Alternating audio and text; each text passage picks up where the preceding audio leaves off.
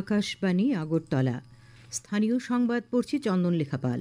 এখনকার বিশেষ বিশেষ খবর হলো, সংসদের উভয় কক্ষের যৌথ অধিবেশনে রাষ্ট্রপতি দ্রৌপদী মুর্মুর ভাষণের মধ্য দিয়ে আজ সংসদের বাজেট অধিবেশন শুরু হয়েছে। অর্থমন্ত্রী নির্মলা সীতারমণ আগামীকাল সংসদে 2025-2026 অর্থ বছরের কেন্দ্রীয় বাজেট পেশ করবেন। মুখ্যমন্ত্রী অধ্যাপক ডক্টর মানিক সাহা বলেছেন, রাজ্যের স্বাস্থ্য ব্যবস্থার উন্নয়নের ফলে বর্তমানে রাজ্যে নিউরো সহ বিভিন্ন জটিল অপারেশন করা সম্ভব হচ্ছে।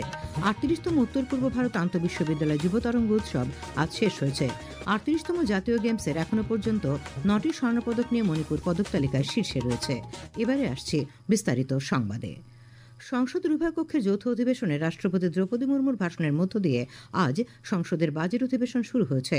লোকসভা ও রাজ্যসভায় দেশের উন্নয়নে প্রাক্তন প্রধানমন্ত্রী প্রয়াত ডক্টর মনমোহন সিং, হরিয়ানার প্রাক্তন মুখ্যমন্ত্রী ওম প্রকাশ চৌতালা এবং অন্যান্য 3 জন প্রাক্তন সদস্যকে শ্রদ্ধা জানানো হয়। রাষ্ট্রপতি তার ভাষণে আজ বলেছেন যে বিশ্বব্যাপী অস্থিতিশীলতার মধ্যে ভারত অর্থনৈতিক, সামাজিক এবং রাজনৈতিক স্থিতিশীলতার স্তম্ভ হিসেবে আবির্ভূত হয়ে বিশ্বের কাছে একটি উদাহরণ স্থাপন করেছে। তিনি আত্মবিশ্বাস ব্যক্ত করেন যে দেশের ভবিষ্যৎ প্রজন্ম 2047 সালের মধ্যে একটি উন্নততর, শক্তিশালী, সক্ষম এবং সমৃদ্ধ ভারত প্রত্যক্ষ করবে। তিনি বলেন, তাঁর সরকার দেশের উন্নয়নে এবং সংস্কার সম্পাদন এবং রূপান্তরের স্বপ্ন নিয়ে জনগণের কল্যাণ নিশ্চিত করতে অভূতপূর্ব গতিতে কাজ করছে।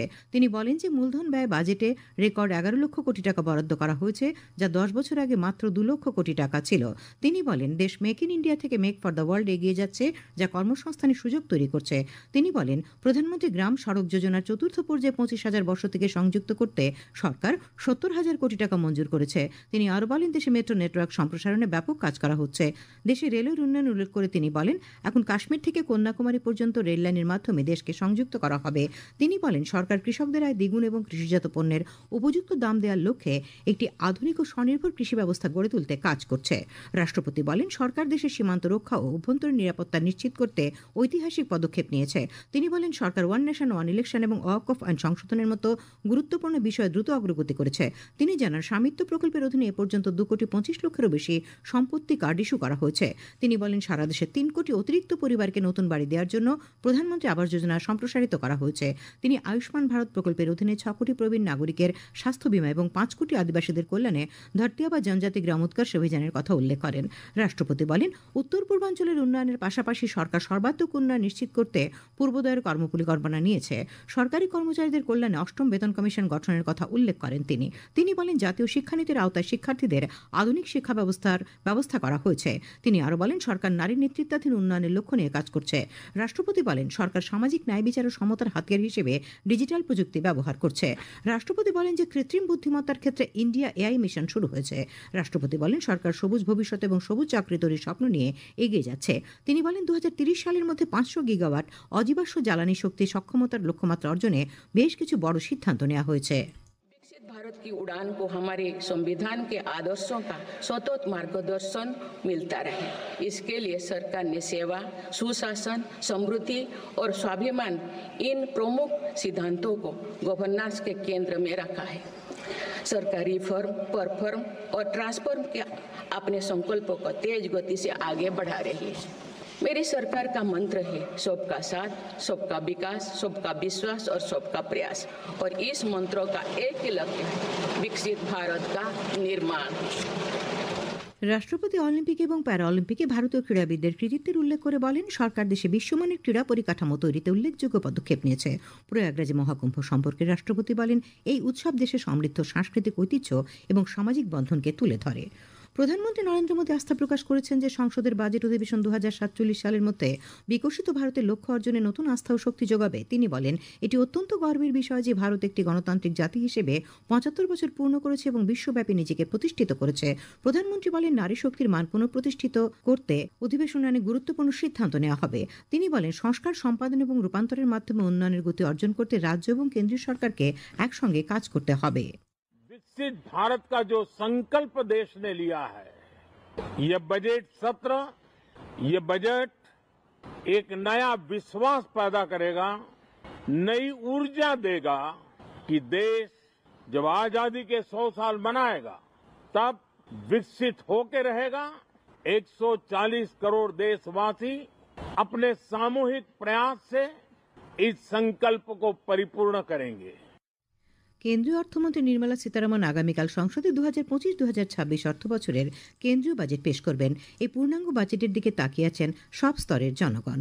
আকাশবাণীর সংবাদ বিভাগের সঙ্গে সাক্ষাৎকারে এবারের বাজেট প্রত্যাশা নিয়ে অভিমত জানান ত্রিপুরা কেন্দ্রীয় বিশ্ববিদ্যালয়ের অর্থনীতির অধ্যাপক পারমিতা সাহা। বিশেষত কৃষিক্ষেত্রে এবং ম্যানুফ্যাকচারিং ক্ষেত্রে কী ধরনের ব্যয়, কী ধরনের আর্থিক অনুদান রাখা হয়েছে সেটা দেখা দরকার হবে। আর একটা বড় কনসার্ন যেটা এবার সবাইকে অপেক্ষা করছে সেটা হচ্ছে আয়করের দেবার যে পদ্ধতি তার সরলীকরণের চেষ্টা গত কয়েক বছর ধরে চলছে, যেটা নিউ ট্যাক্স রেজিম আশা করা হচ্ছে সেখানে আরও ডিডাকশনস, আমাদের স্ট্যান্ডার্ড ডিডাকশন আরও বাড়ানো হবে এবং ট্যাক্স রেট আরও বেশি রেশনালাইজ করা হবে। রাজ্যের স্বাস্থ্য পরিষেবায় কেন্দ্রীয় বাজেটে বরাদ্দ বৃদ্ধির প্রত্যাশা করছেন ডক্টর কনক চৌধুরী। আমি চিকিৎসক কনক চৌধুরী। আমিও চাইছি যে বাজেটটা আমাদের স্বাস্থ্য ক্ষেত্রে বাজেট বেশি আরও আমাদেরকে সাহায্য করুক এবং স্বাস্থ্যের ক্ষেত্রে আমরা যাতে আরও এগিয়ে যেতে পারি আয়ুষ্মান ভারত প্রকল্পকে সাথে নিয়ে, সেই আশাই ব্যক্ত করব। বাজেটে ব্যবসা বাণিজ্য ক্ষেত্রে কিছু সুবিধা পাওয়া যাবে বলে প্রত্যাশা করেছেন ত্রিপুরা হোলসেল গ্রোসারি মার্চেন্ট অ্যাসোসিয়েশনের সাধারণ সম্পাদক তমাল পাল। সাধারণ সম্পাদক Tripura wholesale grocery merchants association. এই বাজেট অধিবেশন অনেক গুরুত্বপূর্ণ। সারা ভারতবর্ষের বিভিন্ন রাজ্যের উন্নয়নের এই বাজেটের উপর নির্ভর করে, বিশেষ করে উত্তর পূর্বাঞ্চলের রাজ্যগুলির উন্নয়নের বাজেটের সাথে অনেক যুক্ত। আমি আশাবাদী কেন্দ্রীয় সরকার এবারের বাজেটে উত্তর পূর্বাঞ্চল সহ সারা ভারতবর্ষের সমস্ত বাণিজ্যিক যে দ্রব্যগুলো আছে তার দাম যাতে নির্দিষ্ট মাত্রায় থাকে তা একটু কমানোর চেষ্টা করবে বলে আমি আশা রাখি। খবর প্রচারিত হচ্ছে আকাশবাণীর আগরতলা কেন্দ্র থেকে।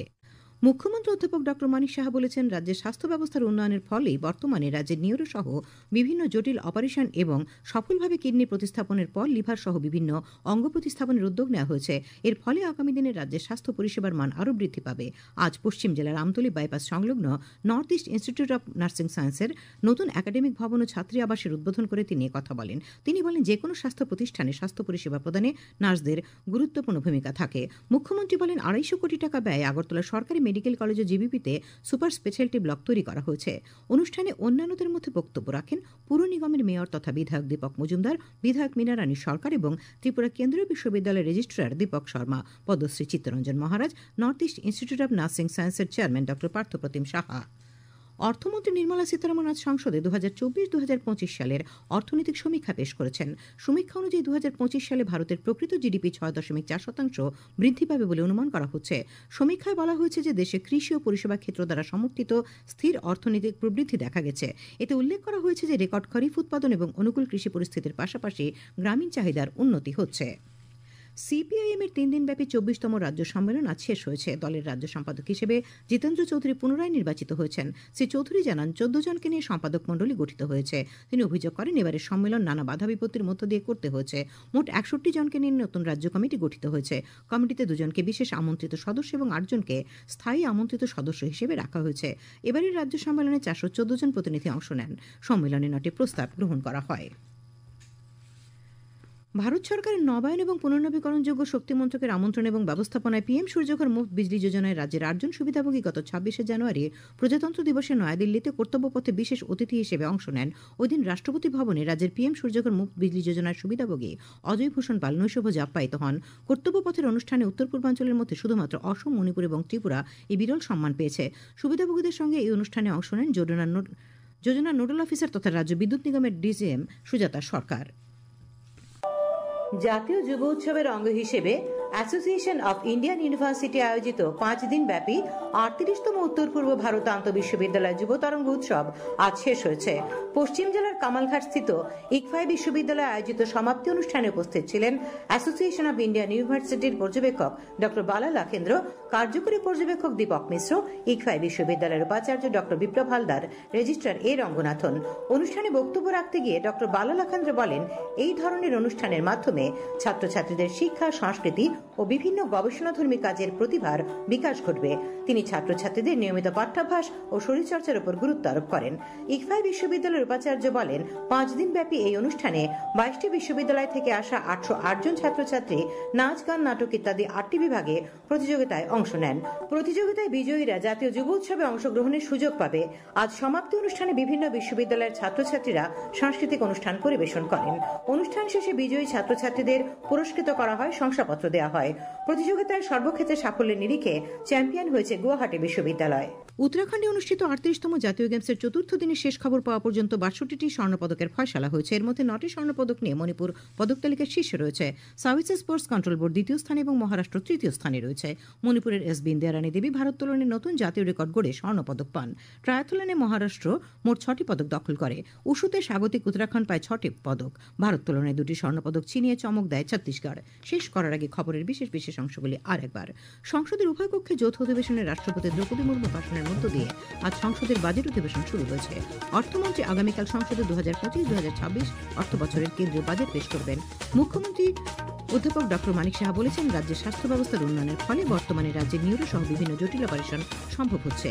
38তম উত্তর পূর্ব ভারত আন্তঃবিশ্ববিদ্যালয় যুব তরঙ্গ উৎসব আজ শেষ হয়েছে। 38তম জাতীয় গেমসে এখনো পর্যন্ত 9টি স্বর্ণপদক নিয়ে মণিপুর পদক তালিকার শীর্ষে রয়েছে। স্থানীয় সংবাদ আজকের মতো এখানেই শেষ হলো।